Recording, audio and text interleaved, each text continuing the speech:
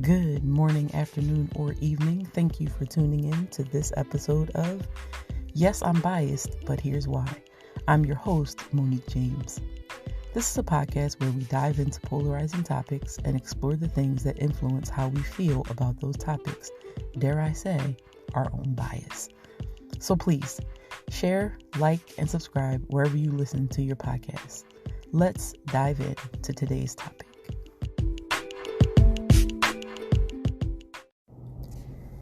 Everybody's naked these days.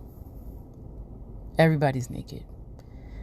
Bikini tops in the grocery store, shirts off everywhere. Everybody's naked. And I don't like it. It's my body. I can do whatever I want with it, including show it off to the world thing. It's not my thing. I'm biased, but here's why. I am a woman. Why is it that I would be anti-expressing or biased against women expressing themselves fully in every way?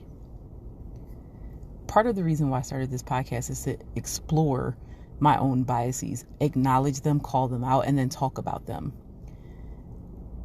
That's the truth. I really am not into like hyper nudity and over sexualization. I don't like to see it. I don't enjoy it. I think that it's a lot. But where does that come from?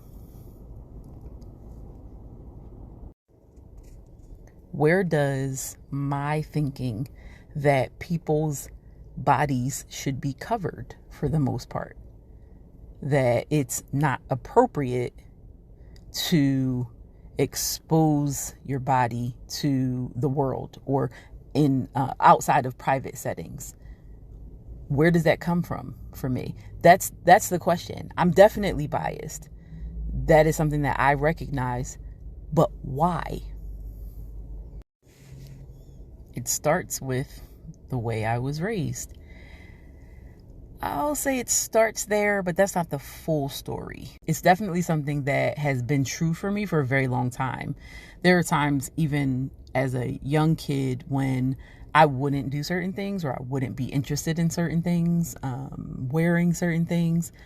And even my mom would say, you can wear shorts or you can wear or something like that. And my grandmother, who's no longer with us, but my grandmother would say, leave her alone. It's always been something that I've been aware of. It's very much so apparent that I had these sort of conservative ways of thinking already. But then when I stepped into my faith and became a born again Christian, that went on hyper mode. Once I stepped into my faith and in a pretty conservative church environment, it definitely ramped up that way of thinking for me. So I certainly recognize that my faith and the culture in which my faith developed contributes to why I feel the way I feel. It was already there, but certainly it was taken up a notch. Whether we're talking about biblical principles or whether we're talking about purity culture, all of those things I think contributed to me developing this sense of feeling like women's bodies in particular should be covered. But I also feel the same way about men. When I'm in the gym, I hate seeing men with their shirts off. It's so aggravating. And there's more and more I started to wonder, like, why does that bother me? Because culturally it's acceptable for men to have their shirts off with their nipples showing, whereas we don't even want to see a woman breastfeed in public. So like I realized that part of my issue with seeing men with their shirts off is that there's an equity issue there. So women are treated like your body publicly is unacceptable, but men are allowed to expose their bodies in a public way. So definitely that lack of that inequity, and that inequality in terms of way of thinking about exposed bodies is something that bothers me. So I hate seeing people naked anyway. Like, I'm not married to you. I just don't want to see your exposed body. It's not my thing. So I started to explore probably a few years ago, maybe 5, 6, 7 years ago. I started to wonder internally, why is it that I am so bothered by, or why is it that I feel the way that I feel? Because I wouldn't say that I'm bothered. It doesn't bother me. I just don't like it. So I think there's a difference between the two of those. Just because I don't enjoy something doesn't mean that it bothers me. I don't enjoy liver, but I'm not bothered if someone else eats it. In any event, I started to wonder within myself, because certain things in the culture would happen and they would raise a red flag, or my eyebrow would go up like, One such thing was an article that I read in 2019. It came out in 2019 about Jermaine Dupri, a famed artist, producer, and head of So Def Records. If you're a child of the 80s and 90s, you know Jermaine Dupri and his artists are pretty familiar to you. But he was giving an interview, and the interviewer asked him about some artists, particularly female rappers, and he referred to Nicki Minaj, Meg Thee Stallion, and Cardi B as stripper rappers. Now, I certainly do not advocate for anyone to become a stripper. It is not a line of work that I would promote, seeing as how I said before, I'm quite averse to people being in situations where they're exposing themselves for consumption, particularly. So, let's be clear. I'm not stumping for strippers. I don't have anything negative to say about them as people. I just don't believe that line of work is something that I would promote. But Jermaine Dupri's characterization of these three rappers in particular as stripper rappers was really bothersome to me. And so I started to ask myself, why is that? Well, it's at least in part because Jermaine Dupri, as an artist, as a producer, has been featured on, has released, has produced many different songs and albums that objectify women with no remorse, no regard. It's part of what he did. He was part of the, producer quorum, or line of producers, a culture where that was okay. Women in rap videos with almost no clothing on, with money being dropped on them by pools.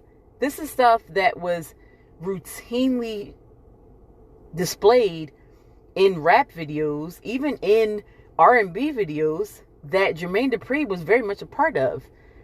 But somehow these women who are rappers, who take ownership of their own bodies, now they're called stripper rappers. For context, there is a song by Marcus Houston that Jermaine Dupri is featured on. And I'm going to read you some of the lyrics to that song. It says, "Love the way you move so sexy. I love when you are all up on me. But there's one thing I have to see, is the way you pop that booty. Pop it for me."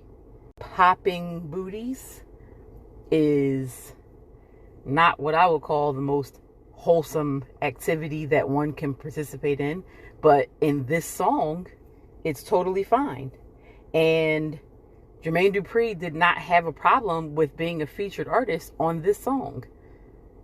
But somehow, there's a different perception of women who are deciding to be artists but own their own bodies and own their own sexuality. That's an issue. I honestly can't be more clear that I am not encouraging anyone to be or act like Nicki Minaj or Meg Thee Stallion or Cardi B.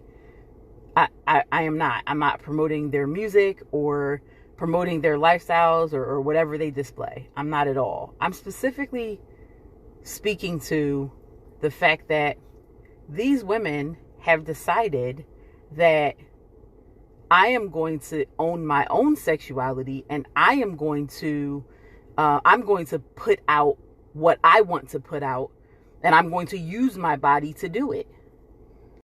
Let me be clear. I'm not saying that they don't have talent as rappers and as artists. I'm not saying that at all. What I am saying is what they do with their body when they display their sexuality on screen, on camera, whether it be on videos or album covers or even in their lyrics, they are deciding to own it. And when somebody like Jermaine Dupri comes out and says, well, that's stripper rapping, or they're stripper rappers, he's diminishing their artistry simply because they took control of their bodies. Notice that he was not calling anyone out as stripper anything when he was participating in the objectification of women. The issue is that they are choosing to own their sexuality and objectify themselves. They are absolutely objectifying themselves, and they're doing it on their own terms.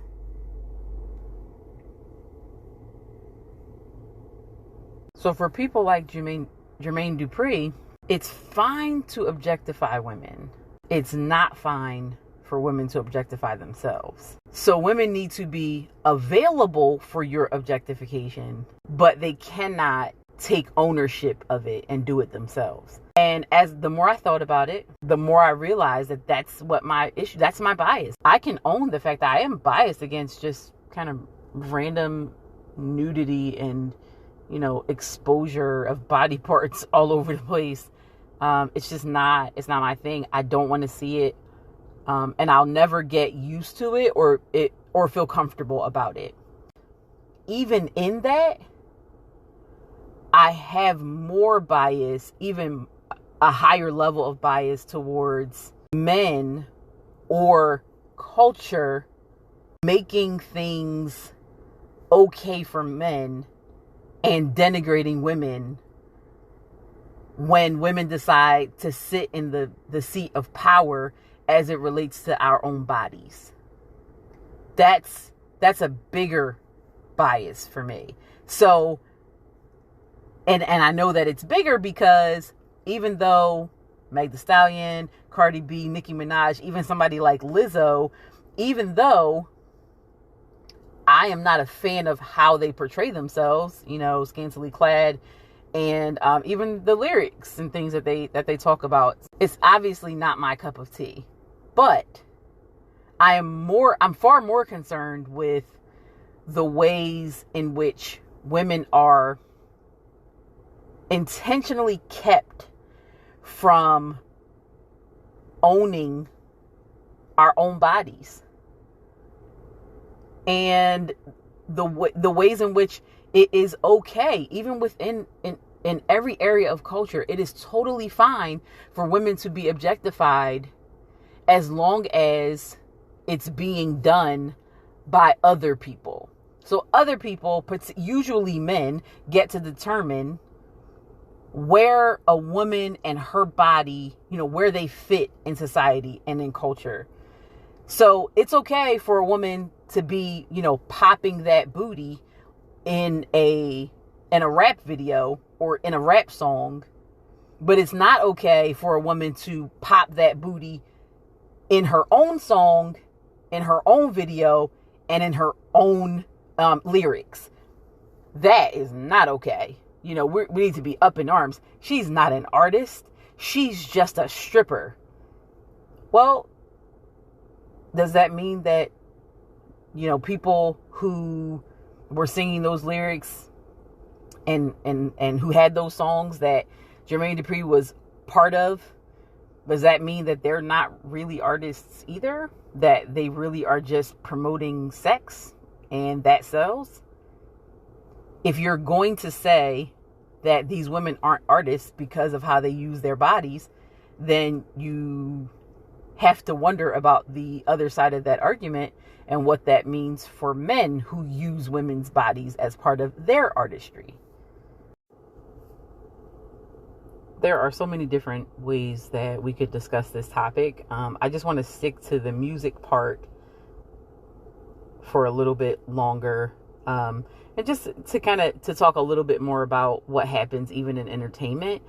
So if you look at artists who have been successful, they have a particular look, and it is a look that has been determined by the gaze of men. So what is attractive to a man? It is a particular figure, a particular complexion, a particular tone, there is a certain standard that has very little to do with whether a woman is talented, because there have been so many singers, I'm sure rappers, who have not been given the shot at success because they just didn't look the part. There's the story that Kelly Price tells, and if you know anything about Kelly Price, she's one of the best voices that you'll hear, but she was also a plus-sized woman. And so her relationship with record executives was really tenuous in the beginning. So over and over, more and more you see women saying, I'm not going to give away power over my body or my art. And I'm going to present myself the way I want to present myself, and who I am. My art this is a total package. And if you don't like it, totally within your right to not like it, but I own it. You don't get to dictate. And by you, typically that's male executives don't get to dictate how I present my art or what it contains. And I think that's powerful. So I think one of the things that sometimes I believe that people are a little bit afraid of is if you champion these women, if you champion a Lizzo, a Meg Thee Stallion, a Cardi B, that you're saying to young girls everywhere that you should, dress scantily clad and use your body to make money. And that you're saying to young boys, this is what is popular and this is what you should enjoy or consume. And I think the fear that jumps all the way to that level, I think it's a little bit irrational, because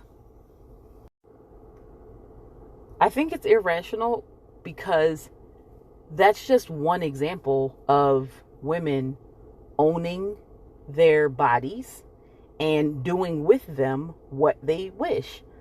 You can apply the same principle to women in the corporate world, to women in other areas of artistry that isn't entertainment.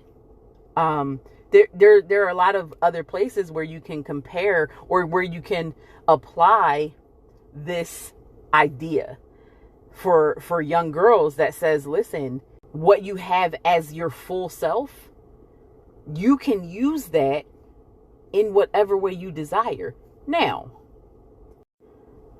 if I had a little girl I do have nieces. I have a goddaughter. I'm not going to be saying to them, go and watch, Cardi B or Nicki Minaj and get some insight. But I am going to say to them, you have control over yourself. And what I'm also going to do, and for me, because my worldview is Christianity and the Christian faith, I am going to teach those principles, and those principles will help any of the young girls in my life. Those principles will help them understand and properly apply that agency. So it's not just a matter of saying, own your body, do whatever you want with it. It's whatever principles you subscribe to, whether it's a faith or whether it's family-based, whatever it is, when you take those principles and you use it as the foundation for teaching agency over one's body, then you get a positive result. So I'm going to be teaching, I would teach a young girl, always make sure that you respect yourself. Consider that this body that you have agency over it, but it's the temple of the Lord, that you want to honor it, that you want to care for it, all those kinds of things. And that will look very specific because my worldview is Christian.